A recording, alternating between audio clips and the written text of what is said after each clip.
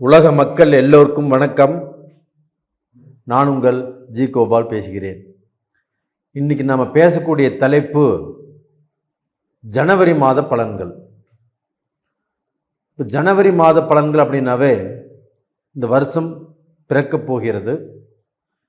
இந்த வருஷம் பிறந்தால் நம்மளுடைய கவலைகள் தீராதா, கஷ்டங்கள் தீராதா, நம்மளுக்கு ஒரு கல்யாணம் நடக்காதா, நம்மளுக்கு வேலை கரெக்டாக அமையாதா, ஒரு குழந்தை பாக்கியம் நம்மளுக்கு கிடைக்காதா, நம்ம கடனை கட்ட மாட்டோமா, நம்ம வாழ்க்கையில் நம்ம குடும்பத்தோட சந்தோஷமாக வாழ மாட்டோமா, இப்படிங்கிற எவ்வளவோ ஒரு குறைகளோடு தான் அந்த குறைகள் தீருமா அப்படிங்கிற எண்ணத்தில் தான் இந்த வீடியோ பார்க்குறீங்க.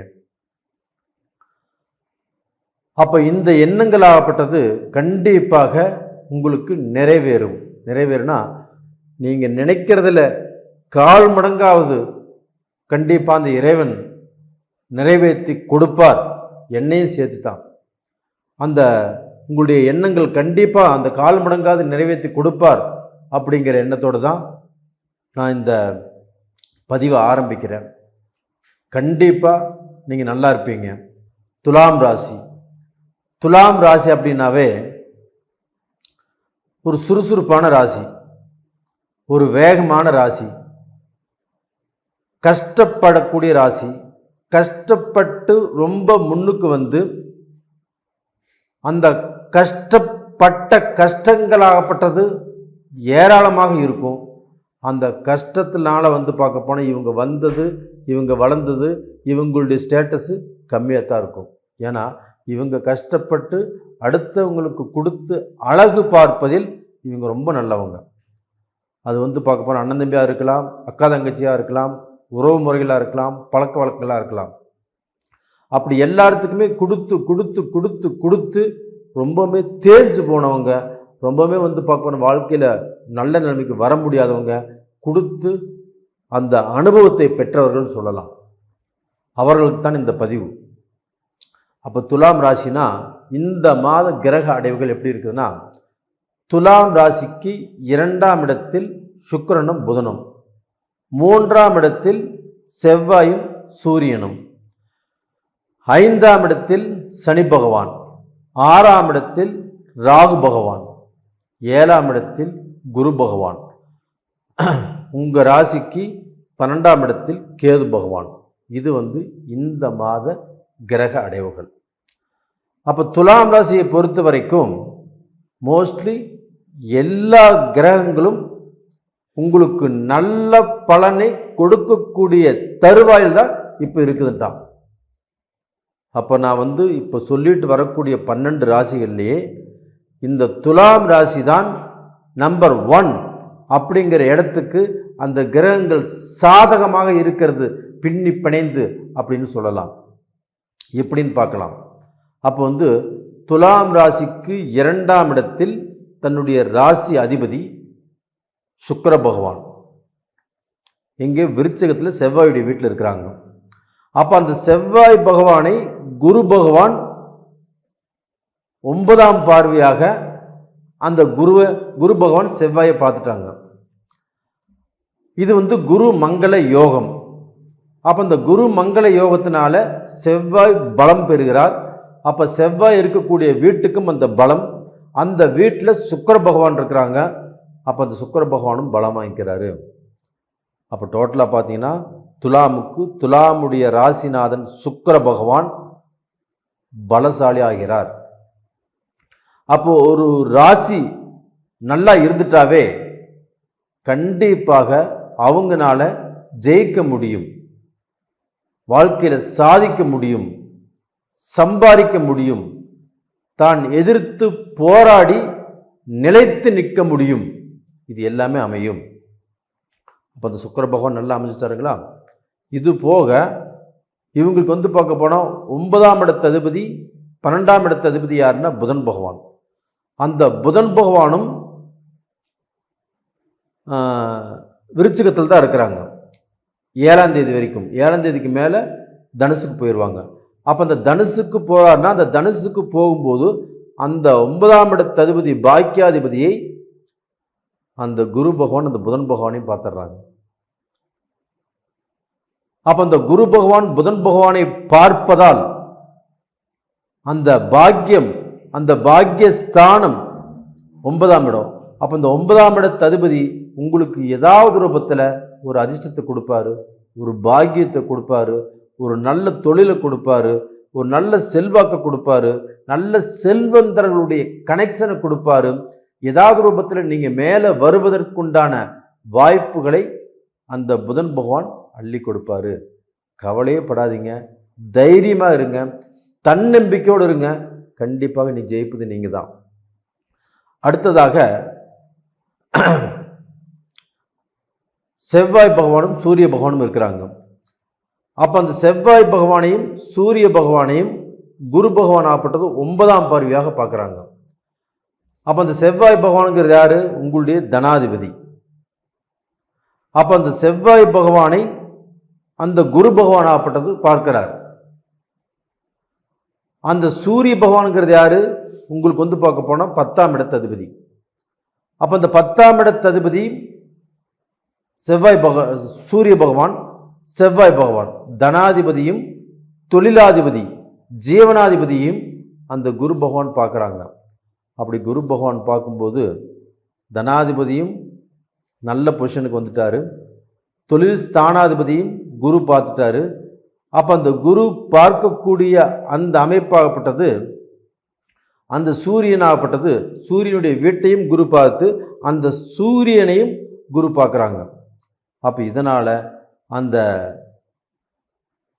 துலாம் ராசியில் பிறந்தவங்களுக்கு தனம் நல்லா இருக்கும், தொழில் நல்லா இருக்கும். புதுசாக ஏதாவது தொழில் ஆரம்பிக்கணும் அப்படின்னு நினச்சா கண்டிப்பாக ஆரம்பிக்கலாம். இந்த பீரியடு அருமையான ஒரு பீரியடு. நான் ஃபாரின் போகணும், எக்ஸ்போர்ட் இம்போர்ட் பிஸ்னஸ் பண்ணணும், நான் இங்கேயே ஏதோ ஒரு கடை வைக்கணும், இங்கேயே ஒரு பிஸ்னஸ் பண்ணணும், நான் இத்தனை வருஷம் வேலைக்கு போனேன், இதுக்கு மேலே ஒரு பிஸ்னஸ் செஞ்சு பொழைச்சிக்கலான் இருக்கிறேன் அப்படின்னு நினச்சாலும் சிறப்பாக இருக்குது. இந்த வருஷம் பூராமே துலாமுக்கு அருமையாக இருக்குது. அப்போ டோட்டலாக பார்த்தீங்கன்னா துலாம் ராசியை அடிச்சுக்கிறதுக்கு ஆள் இல்லை. அப்போ பார்க்க போனால் அவங்க இந்த டயத்தை பயன்படுத்தினாங்கன்னா சிறியவர் முதல் பெரியவர் வரை அவங்க செல்வம், செல்வாக்கு, தனம், அந்தஸ்து இது எல்லாத்துலேயும் பார்க்கணும் படிப்படியாக மேலே வருவதற்குண்டான வாய்ப்புகள் நிறைஞ்சிருக்குது. அதே சமயத்தில் அந்த சுக்கிர பகவான் ஆகப்பட்டது 18ஆம் தேதி உங்களுடைய அந்த சுக்கிர பகவானுடைய ராசிக்கு 3ஆம் இடத்துல தனுசு ராசிக்கு வந்துடுவாங்க. அந்த தனுசு ராசிக்கு வந்த சுக்கிர பகவானையும் குரு பார்க்குறாங்க. இதுதாங்க அழகு. சுக்கிர பகவானை குரு பார்த்துட்டாங்க, உங்களுடைய ஜீவனாதிபதியை சூரியனை குரு பார்த்துட்டாங்க, 10ஆம் இடத்து அதிபதியை சூரியனை அந்த குரு பார்த்துட்டாங்க, செவ்வாய் தனாதிபதி செவ்வாயை பார்த்துட்டாங்க, 9ஆம் இடத்து அதிபதி 12ஆம் இடத்து அதிபதி புதனை அந்த குரு பார்த்துட்டாங்க. இத்தனை கிரகங்களையும் குரு பார்க்கும்போது குரு பார்த்தால் கோடி புண்ணியம். அப்போ அந்த கோடி புண்ணியத்தில் பார்க்க போனால் உங்களுக்கு பார்க்க போனால் ஒரு 5% உங்களுக்கு கிடைச்சா கூட போதும். அந்த புண்ணியம் கண்டிப்பாக உங்களுக்கு கிடைக்கும். நீங்கள் நல்ல செல்வந்தராக வாழ்வீங்க, உங்களுடைய கஷ்டங்கள் கண்டிப்பாக தீரும். இது போக உங்களுக்கு பார்த்தீங்கன்னா 5ஆம் இடத்துல சனி பகவான் இருக்கிறாங்க. அந்த சனியும் ஒன்றும் பண்ணாது. அந்த சனியும் பூர்வீக ஸ்தானத்தில் இருக்கிறதுனால உங்களுக்கு அந்த பூர்வீகம் சம்பந்தப்பட்ட பிரச்சனைகள் ஆகப்பட்டது தீரும். இது போக உங்களுக்கு 6ஆம் இடத்துல ராகு பகவான். எப்போவுமே இந்த ராகு பகவான் ஆகப்பட்டது பயிற்சி ஆனாங்கன்னா 6, 3, 6, 11 இந்த மாதிரி இடங்களில் இந்த ராகு பகவான் ஆகப்பட்டது ஒரு ராசிக்கு 6ஆம் இடத்துல இருந்தாங்கன்னா அந்த நேரம் அவங்களுக்கு பார்க்க போன வெளிநாட்டு தொடர்புகள், வெளிநாட்டு பணம், வெளிநாட்டில் சம்பாரித்து இங்கே சாதிக்கிற அளவுக்கு வாய்ப்புகள், இங்கே சொத்து வாங்குற அளவுக்கு வாய்ப்புகள், இல்லை இங்கேயே பார்க்க போனால் அவங்களுக்கு பல தொழில் வாய்ப்புகள் கிடைச்சி அதன் மூலியமாக நல்ல லெவலுக்கு வரக்கூடிய வாய்ப்புகள் இது எல்லாமே அமையும். தைரியமாக நீங்கள் பார்க்க போனால் இந்த காலகட்டத்தை நம்பி பயன்படுத்துங்க அப்படின்ட்டான். அப்போ இந்த துலாம் ராசிங்கிறது சித்திரை நட்சத்திரம், சுவாதி நட்சத்திரம், விஷாக நட்சத்திரம், இந்த 3 நட்சத்திரத்தில் பிறந்தது தான் இந்த துலாம் ராசி. அப்போ இந்த சித்திரையை வந்து பார்க்க போனால் 3-4 பாதங்களில் பிறந்திருந்தாலும் அந்த சித்திரை செவ்வாயுடைய நட்சத்திரம். அப்போ இந்த 3ஆம் பாதம் 4ஆம் பாதத்தில் பிறந்திருந்தவங்க வந்து கொஞ்சம் பொறுமைசாலியாக இருப்பாங்க, கொஞ்சம் நிதானமாக இருப்பாங்க, கொஞ்சம் நிறுத்தி நிதானமாக யோசனை செய்கிறவங்களாக இருப்பாங்க. அப்படிப்பட்டவங்களுக்கு அந்த நட்சத்திரத்துக்குரிய கிரகமாகப்பட்டது செவ்வாயும் குரு பார்த்ததுனால இந்த காலகட்டத்தில் அந்த 3-4 பாதத்தில் செவ்வாய் அனுகிரகத்தில் பிறந்தவங்களுக்கு ஆகப்பட்டது. அவங்க இதற்கு முன்னாடி எவ்வளவு கஷ்டங்களை பார்த்திருந்தாலும் அந்த கஷ்டங்களில் இருந்து மீண்டு வருவதற்குண்டான வாய்ப்பு அவங்களுக்கு அருமையாக இருக்குது. அடுத்தது பார்த்திங்கன்னா சுவாதி நட்சத்திரம், ராகுவுடைய நட்சத்திரம். அந்த ராகு பகவான் உங்களுக்கு 6ஆம் இடத்தில் இருக்கிறாங்க. அந்த 6ஆம் இடத்தில் ரொம்ப ஸ்ட்ராங்கான நிலைமையில் இருக்கிறாங்க. அப்போ அந்த ராகு வந்ததிலிருந்தே உங்களுக்கு வந்து பார்க்க போனால் பல கோடீஸ்வரங்களுடைய நட்பு, பல செல்வந்தர்களுடைய நட்பு, பல செல்வந்தர்கள் உங்களை தேடி வரக்கூடிய வாய்ப்பு, இது மாதிரி வாய்ப்புகள் ஆகப்பட்டது கண்டிப்பாக உங்களுக்கு கிடைக்கும். ஒரு பிஸ்னஸ் ரீதியாக உங்களுக்கு முன்னேற்றம் இதெல்லாம் நடக்கும். இது போக விஷாக நட்சத்திரம் 1, 2, 3 பாதங்கள். அப்போ அந்த குருவுடைய அனுகிரகம். அப்போ அந்த குரு பகவானை உங்களுடைய ராசியை பார்க்கறதுனாலையும் உங்களுடைய முயற்சி ஸ்தானத்தை பார்க்கறதுனாலையும் அந்த குரு பகவான் ஆகப்பட்டது நீங்கள் நினைத்ததை அள்ளித்தரக்கூடிய அளவுக்கு நீங்கள் கஷ்டப்படுங்க, நீங்கள் முயற்சி படுங்க, பணத்தை நான் கொடுக்குறேன் அப்படின்னு அந்த குரு பகவான் ஆகப்பட்டது சொல்கிறாரு. அப்போ அதன் மூலியமாக நீங்கள் கஷ்டப்படுங்க, நீங்கள் முயற்சி பண்ணுங்க, உங்களுக்கு வந்து பார்க்க போனது குரு பகவானுடைய சப்போர்ட்டு நிறைஞ்சிருக்குது. அப்போ துலாம் ராசிக்காரங்க கண்டிப்பாக நல்லா இருக்க போகிறீங்க. இந்த பதிவு உங்களுக்கு பிடிச்சிருக்குன்னு நினைக்கிறேன்.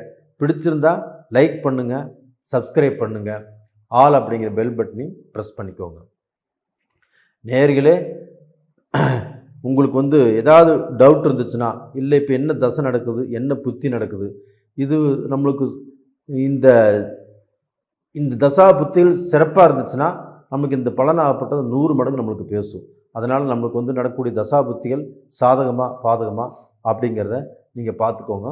அதுக்கு கீழே 2 நம்பர் கொடுத்துருக்குறோம். கால் பண்ணுங்கள், வாட்ஸ்அப் பண்ணுங்கள். உங்களிடமிருந்து விடைபெறுவது உங்களின் ஜி கோபால். நன்றி, வணக்கம்.